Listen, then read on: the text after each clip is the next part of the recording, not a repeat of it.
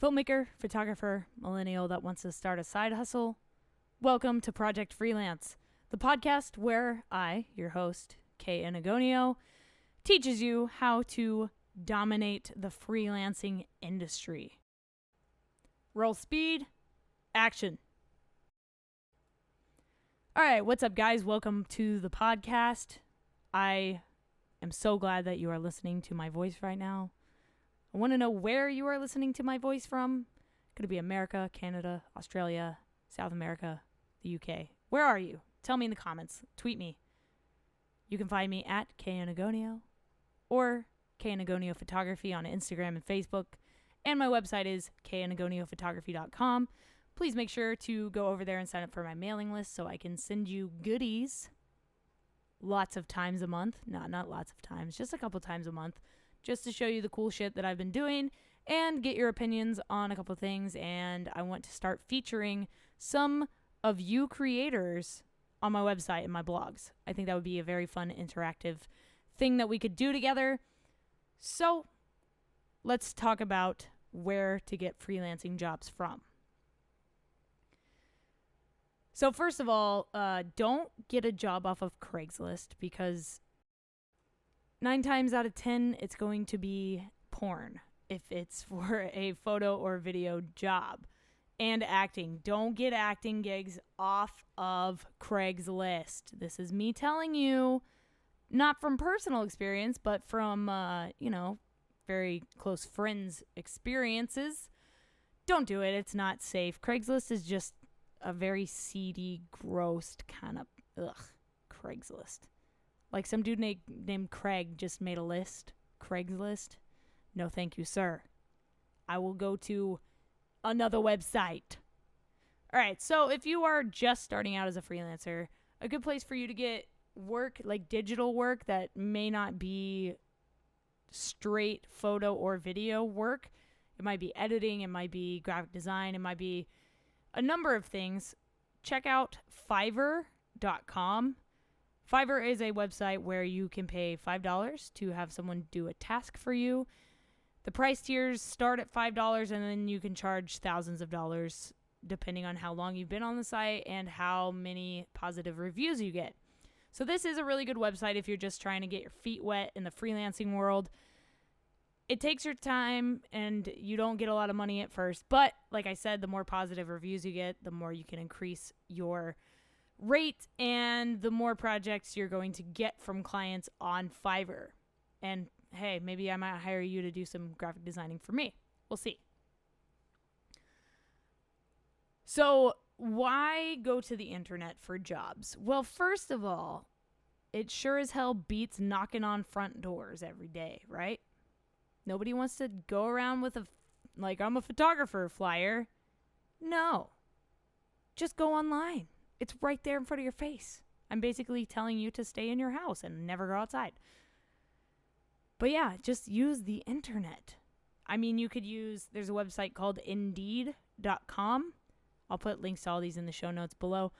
So Indeed is another similar way. Like, all these websites are very similar. Indeed is more specifically for jobs in your area. So it's kind of like Craigslist, but it's an actual real life, regulated, FDA approved kind of website. It's not seedy and weird and sketch. I mean, sure, some jobs on there might be sketchy, but not nearly as sketchy as Craigslist jobs. Indeed, I actually got my first photography job from Indeed. It was I mentioned this in the last podcast, I worked for a company that worked in a restaurant as a photographer. It was the worst gig ever, but I got free Italian food, so that was dope. But Indeed is a good site if you're looking for something local. And most of the work you're going to find on there is like studio photographers, like glamour shots kind of things, like portrait studios. And personally, I love taking portrait shots, but I do not want to do studio portrait shots for the rest of my life. That does not sound very fulfilling to me, but it's not my passion. My passion is capturing the realness of, the world around me, not some pampered, made up, done up, person. I love the rawness of the world. That's why I do urban exploration, because I love seeing the world take society back. I love seeing nature take the world back, you know? That's why urban exploration is so exciting to me. And we will get all into that in future podcasts. Don't you worry. But yes, if you're looking for a local job, and it's probably going to pay you hourly. I don't know what the starting pay is going to be. It depends on the company and what you'll be doing for the company. Usually you get paid like $15 an hour to do 8 jobs, which sucks. But I mean, like I said, it's a good way if you're just trying to get your toes wet, start out, find out how to improve your skills. Local jobs, Indeed.com. Check it out. Great website. Highly recommend it. I don't really get on it as much anymore just because I have a client base now that has come back over and over again to a point where I don't really need to look for local jobs because all my stuff is as a remote freelancer, which is cool. That means I don't have to go to an office, or I don't have to be in Cleveland, Ohio, because it's not necessary. I said Cleveland, Ohio, because that's where Alternative Press Magazine is based, and I work for them, so that was the first place that popped into my head. But yeah, there are a ton of websites, honestly, that you could use. LinkedIn is another one. I haven't really used LinkedIn. I know a lot of people that have, but I never really saw it take off. You know, Facebook really took off.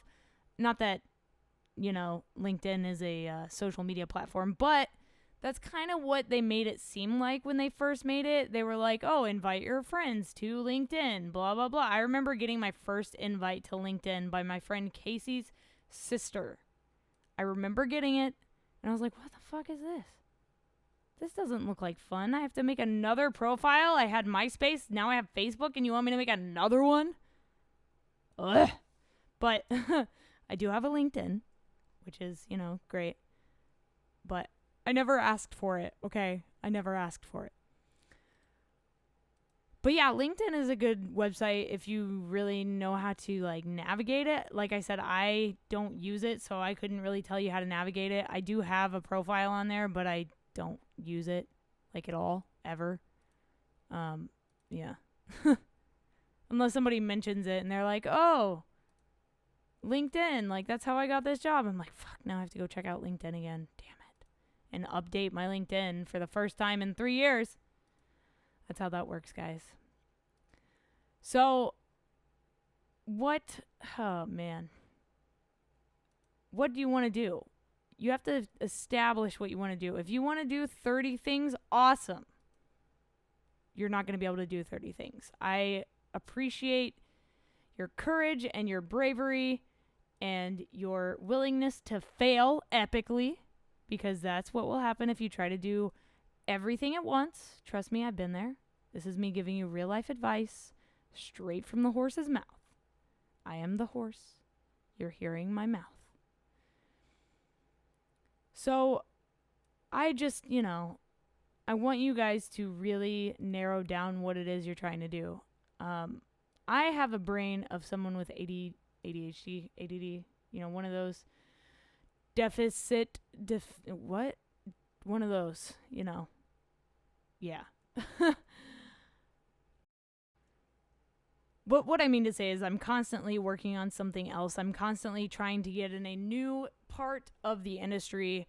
I mean, podcasting, that's a new part of the industry, but my thing is, like, once I set my mind on something, I'll procrastinate on it until a point where I'm like, no, stop procrastinating on this, and then I will bust out 10 episodes of a podcast for 10 weeks and be completely set, and then I'll work on something else. And my problem is coming back to it and doing more.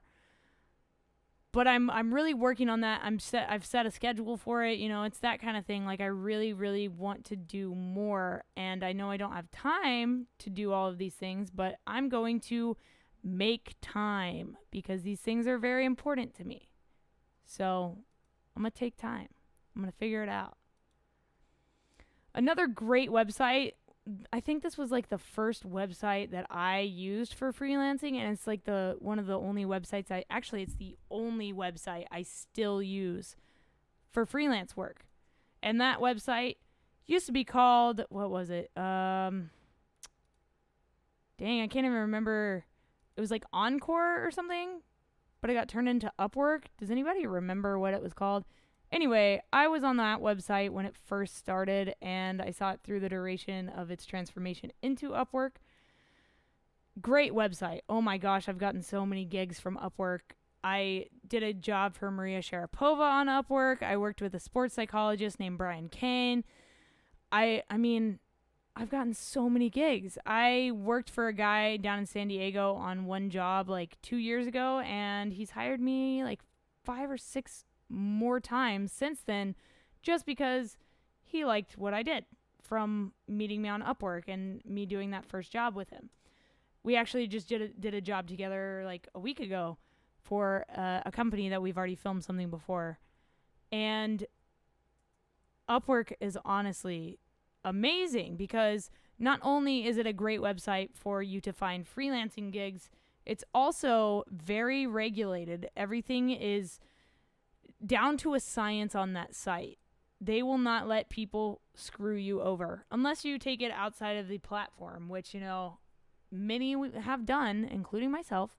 And we've been screwed over for, a lack of a contract or anyone being held in escrow. Like Upwork has everything very, very regulated, and everything is monitored, tracked. Everyone has like verified payments, all this stuff. So it's very hard for someone to screw you over on the Upwork platform. But the downside to Upwork is that they take a 20% cut of your earnings. And that sucks because they used to take 10%. And then they decided to bump it up to 20, which I get it, but they're technically making more money now than they were anyway. So why do they feel the need to get more money from my earnings? That doesn't make sense. And once you get it over, I think it's like something ridiculous, like $50,000 from one client, they'll go back down to 10%. Like it's, like Upwork, I love you, but come on. We're still freelancers, we're not made of cash. I mean, some of us are, but some of us aren't, like we're just starting out. Help the little guy. That's my rant on Upwork. It's still the best website I've used for freelance work, so that ain't no joke. So out of all those, I definitely suggest and recommend you get onto Upwork. It's super easy to set up a profile. You can actually take these little tests to show potential clients your skill set. So they have tests on simple things like grammar, spelling, editing, film knowledge. It's like there's so many little tests you can take, and those increase your ratings on Upwork. So that's something to keep in mind if you are trying to get into the freelancing world. I really recommend you start looking online as soon as possible. The thing with Upwork also is that you bid on these jobs. So they'll tell you the price range. Like my budget is $500. People will bid on that budget. It's like eBay. The winner takes all.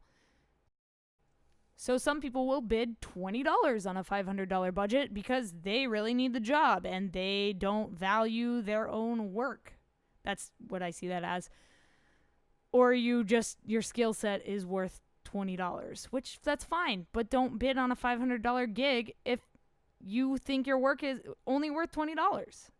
You have to submit for jobs that are in your experience range. And that's the great thing about Upwork. There's an entry level, an intermediate level, and an expert level of job classification. So if you feel you only have like $20 worth of experience to offer to somebody for your work, go for an entry level. Me personally, I go for, the expert level because I've been doing this a long time. I have a lot of knowledge about editing, filming, photography, web design, all kinds of stuff. Well, I feel like I have a lot of knowledge, but I'm still learning every day. But yeah, so there's nothing that can stop you from getting jobs on Upwork except for the other people that you're essentially competing with. there are a lot of people, but it will tell you how many proposals have been submitted, which is awesome. So if there's been like 50 proposals submitted, maybe don't bid higher than the average, because there's probably, I don't know, maybe 70% of those votes or those bids are going to be below the average price range. So the best way to apply for jobs on Upwork, first of all, I check Upwork 4 times a week. Like every other day, I will check Upwork. I will apply for new jobs. I will check on potential clients that I'm in the interviewing process with. And I will follow up with past clients to see if there's any new work they would like done. So I do this constantly. I'm constantly applying for jobs. And that's a huge key to my success. I never stop trying to work. I never stop hustling, because in order to get anywhere, you have to hustle hard. So that's what I'm doing. So on Upwork, look at the new job feed as often as you can without being obsessed with it, without doing it every hour. Do it like once a day, or like, a couple times a week, whatever. Don't do it every day. Don't do it all day every day, because first of all, there's not that many jobs every day, like you'll eventually run into the Instagram feed problem where you start seeing posts from, 24 hours ago after you've gone down 3 images, just because there's no new content. So it's the same thing with Upwork. So don't feel like you have to be obsessed with it. But if you do get on a job that was just posted and it says there's only 5 proposals or less submitted, definitely submit that bitch. And the reason why is because if you're competing only against 5 or less other people, you're more likely to get interviewed by that client, especially if they're quick to reply, if they're quick to check the proposals. So that's something that's really, really important when it comes to getting jobs on Upwork or any freelancing site, really.